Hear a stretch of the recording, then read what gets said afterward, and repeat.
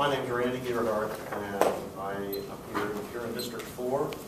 My name appears on your ballot twice. I'm an alternate delegate for Ron Paul, designee for Ron Paul for the Republican National Convention.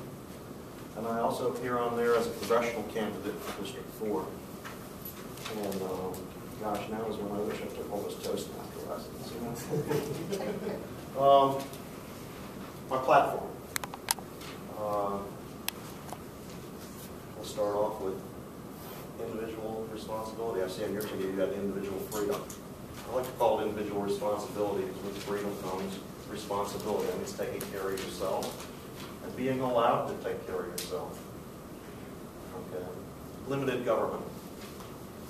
Item number 2 on the 4 simple things on the simple platform that I threw together when I was making this decision to throw my name on the ballot. Okay. Limited government. Well, what are the limits of our government? We just have to read the Constitution. It tells us right there, especially for the office that I'm running for, which is House of Representatives of the United States of America. Okay. A federal government, a government comprised of states, okay, who voluntarily join together for their benefit and preservation, and the preservation of the rights of their citizens.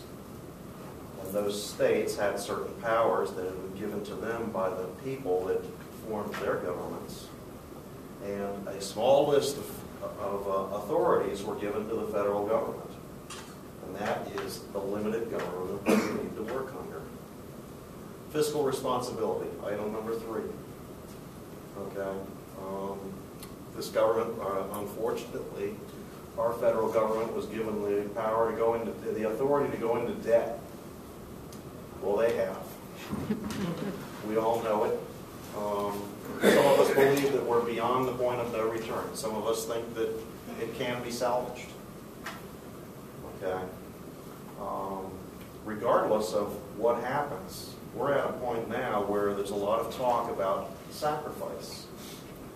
Well, if the government has run away, and I can sit back and say, well, I wasn't one of those guys, all right?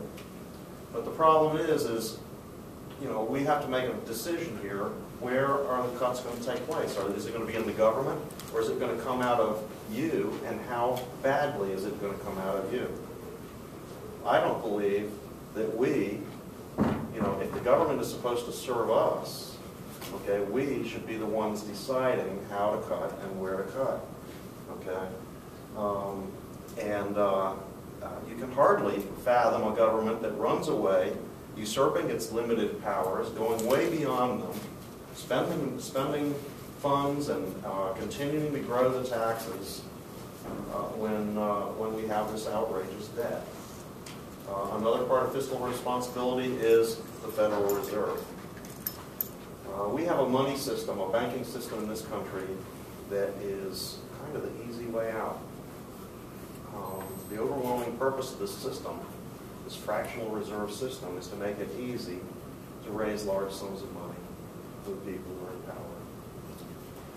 And by making it easy for them to raise those large sums of money, they can run away and usurp power, undertake tyrannical actions, and I don't care if it's welfare or building giant armies and empire building around the world. Okay, our Federal Reserve enables them to do that, and it's at the cost of us, the producers and consumers, who have to bear the outrageous costs of items as they grow under the inflationary environment of this fractional reserve. In a typical society, we're all familiar with supply and demand.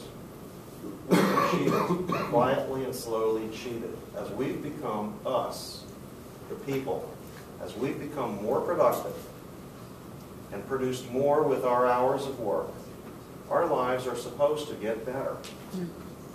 The money that we have in the bank should buy more in the future as the prices go down.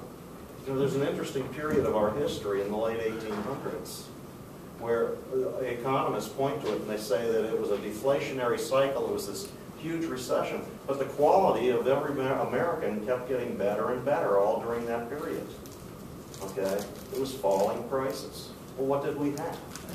we had an honest system that was still benefiting from the hard money and the decentralization of the banks under the Jacksonian era.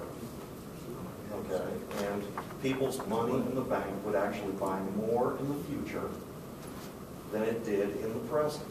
They didn't even need interest to be able to buy more and to be further ahead, and that incentivized them to save. These are things that we've lost sight of because we've lived under the system that we're in so long now.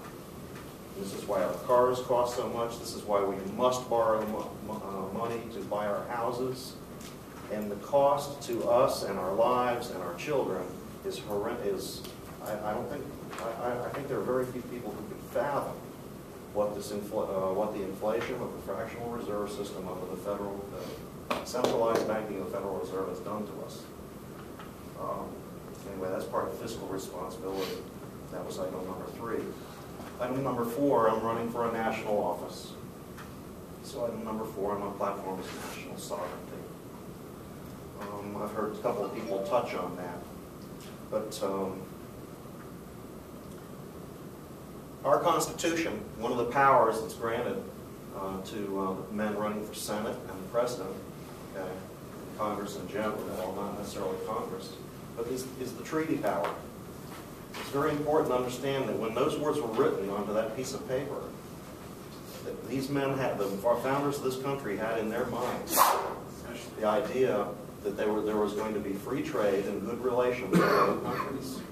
And they knew that that would involve the citizens of other countries coming here and our citizens going there to those other countries. And that's what treaties are supposed to deal with.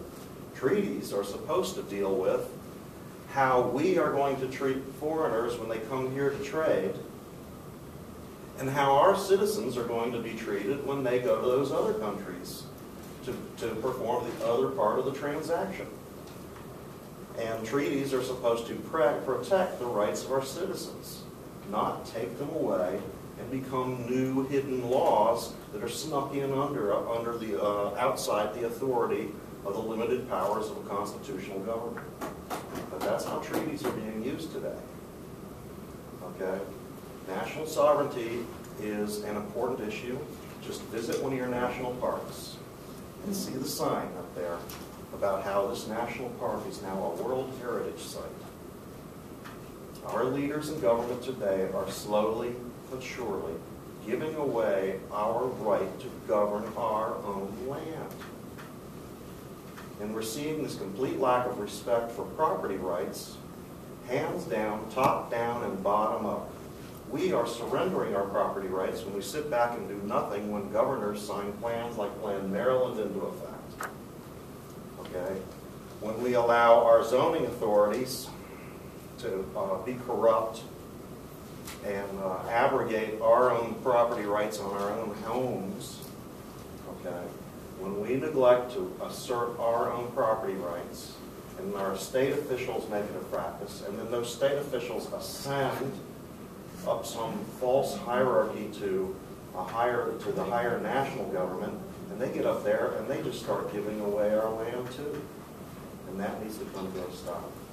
So there's my four issues. 1 minute. I'm Randy Gearhart. I'm a veteran. I'm a grandfather, 2 grandchildren, 56 years old. I'm old enough to remember when I didn't have to buy car insurance, and as a 16-year-old, I was able to afford that insurance. Imagine that. I was able to afford it because I wasn't required to buy it, and they had to price it competitively.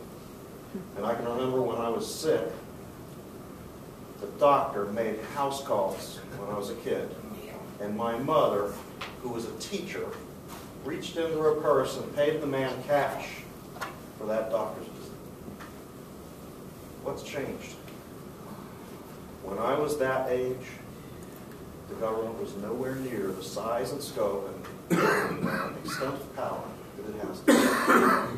We need to take a step back and start. We've been moving backwards. I'm not talking about going backwards. I'm not talking about going back to the Wild Wild West. When we've been moving backwards all this time, it's time to start moving forward again. Thank you.